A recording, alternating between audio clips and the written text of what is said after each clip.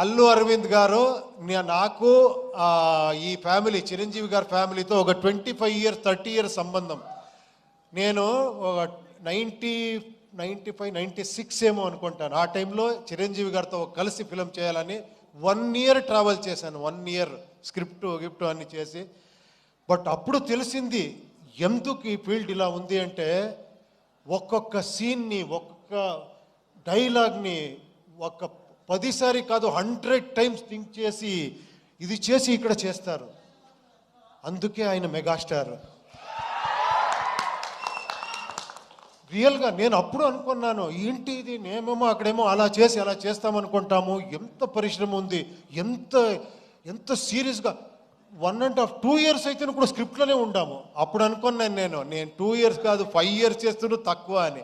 అప్పటి నుంచి 7 years 6 years gap ఇస్తూ ఉన్నాను బికాస్ ఆఫ్ స్క్రిప్ట్. చేసిన తర్వాత మళ్ళీ కన్నడలో అంటే మీ అంత థాట్ ప్రాసెస్లో క్రియేటివ్గా అంటే అంటే వాళ్ళు ఏదో సినిమాలు తీశారు కానీ ఇలా న్యూ థాట్స్తో ఇంతవరకు రాలేదు. అంటే మొన్న కేజీఎఫ్ వచ్చేంత వరకు అంటే ఒక పాత్ బ్రేకింగ్ లాగా చేయలేకపోయారు. అంటే ఈ యూనిక్నెస్ని మీరు ఎలా అడాప్ట్ చేసుకోగలిగారు సార్?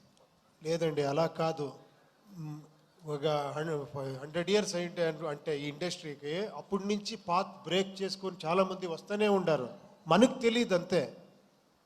మనకు తెలిసింది మనం మాట్లాడతామంటే చాలామంది డైరెక్టర్స్ కన్నడలో మీరు ఊహించరు అలాంటి ఫిలం చేశారు. వెరైటీ ఫిలం చేశారు. అది మనకు తెలియదు అంతే. మీరు కరెక్ట్గా ఒకసారి చూడండి. అలాంటి ఫిలం కన్నడలో చేశారు, తెలుగులో అప్పటి నుంచి చేస్తూ వచ్చారు, ఇప్పుడు చేస్తున్నారు, అక్కడే ఇప్పుడు చేస్తున్నారు. మీకు కేజీఎఫ్ కాంతార కనబడుతుంది బికాస్ ఆఫ్ పెద్ద హిట్. అక్కడ చాలా ఫిలం హిట్ అయితే మొన్న భీమా అని ఒక ఫిలం వచ్చింది. విజయ్ గారు, మీకు తెలుసు విజయ్ గారి గురించి ఎంత బాగా చేశారంటే ఫిలము. హీరో డైరెక్షన్ ఎంత బాగా చేశారంటే దాని ముందు సలగా అని చేశారు. అదన్నీ నేనే చూసి ఏంట్రా ఇది ఇంత షార్ట్స్, ఇది ఒక హీరో ఇలా చేశారా అని నేను అసిస్టెంట్ డైరెక్టర్గా వచ్చాను. అతను హీరోగా డైరెక్టర్ ఎంత బ్యూటిఫుల్గా ఫిలం చేశారు. ఇంకొకటి కృష్ణం ప్రణయ సఖి అని ఒక musical block buster film Ganesh గారిది, గోల్డెన్ స్టార్ గణేష్. ఇలాంటి ఫిల్మ్స్ వస్తూనే ఉంటుంది. యోగరాజ్ భట్ గారు ఎంత ఫిలం చేశారో, సూరి గారని ఒకరు ఉన్నారు.